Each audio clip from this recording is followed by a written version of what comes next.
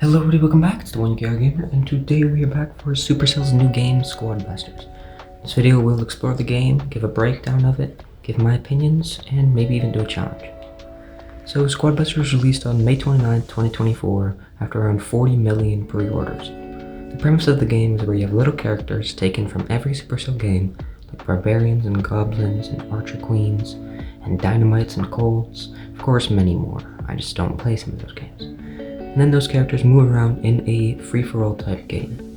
There are also enemy AIs around the map, like skeletons and goblins that you kill for coins and gems while you're in the game. Gems are how you win the game, and the more you have, the higher place you are in the rankings.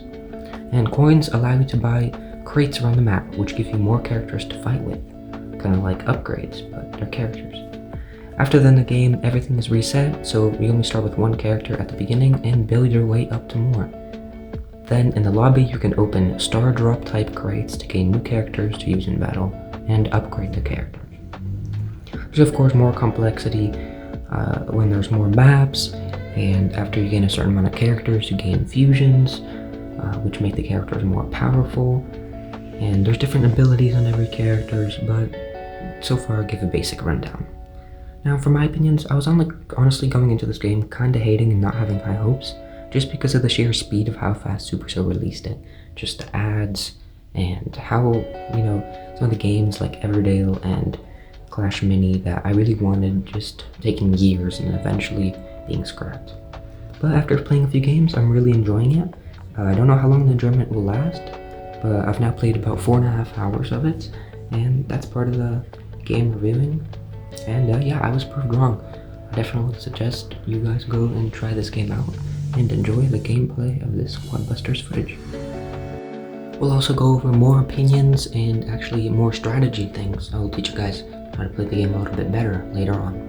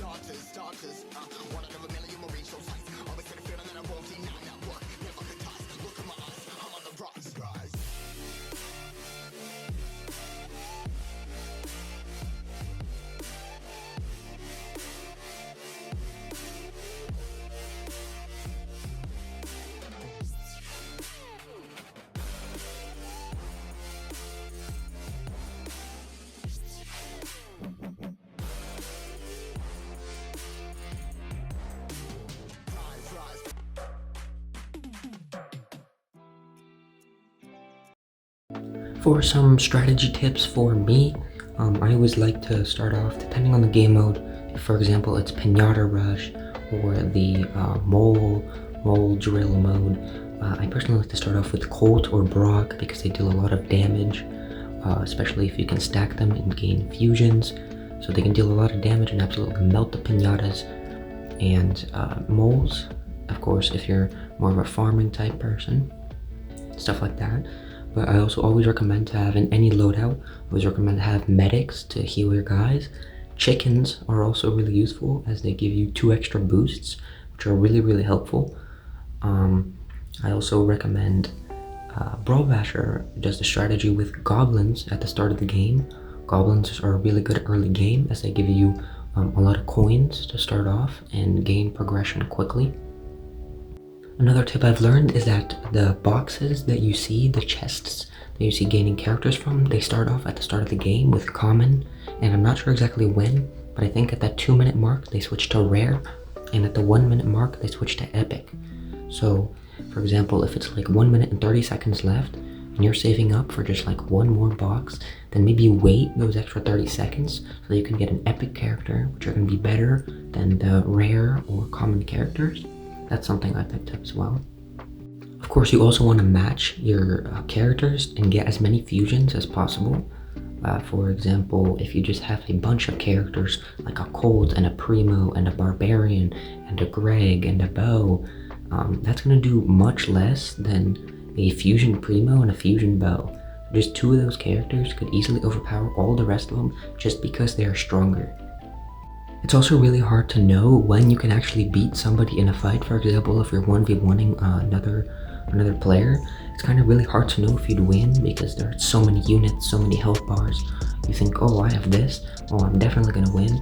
But always just make sure, if you're ever in a tight situation, or you think it's gonna be even close, then you should probably back out. If you ever seem like you're losing, then you should definitely back out. And another thing, if you're fighting AIs, is to dodge. I've shown plenty of examples of that, and you'll see even more examples. The AIs usually have pretty slow attack speeds, so you're able to dodge their attacks or their specials or their jumps. And I'll show you again here soon.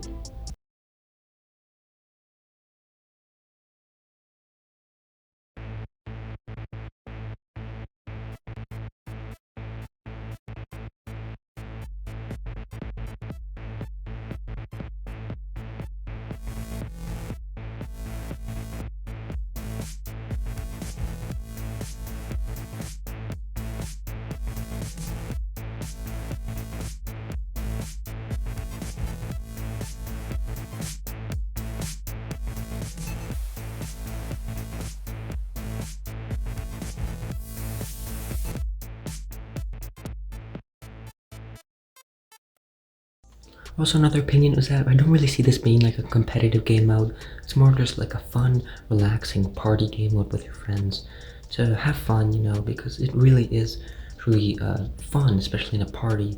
And I really think they should expand on that party feature, as when you play in parties, you still have to play free-for-all. There's no aspect of teammates. The game takes just the right amount of strategy and the right amount of skill. You don't have to learn too much, not too overly complicated, but it takes a lot of skill to get out of some tough situations and just to learn what picks are best for every mode and map and what to start off with, for example, like that.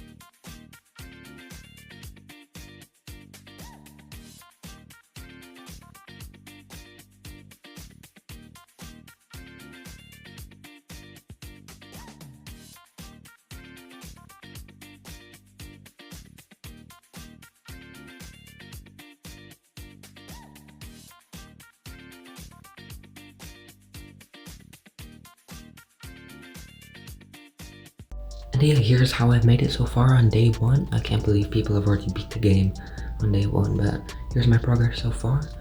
Tell me in the comments down below any tips or tricks that you guys noticed, how far you guys got, your opinions on the game, first impressions, and anything I missed in this video. And yeah, if you made it all the way, thank you so much. Please leave a like and subscribe. Hope you all have a wonderful day. Stay safe, have fun, and I'll see you all next time.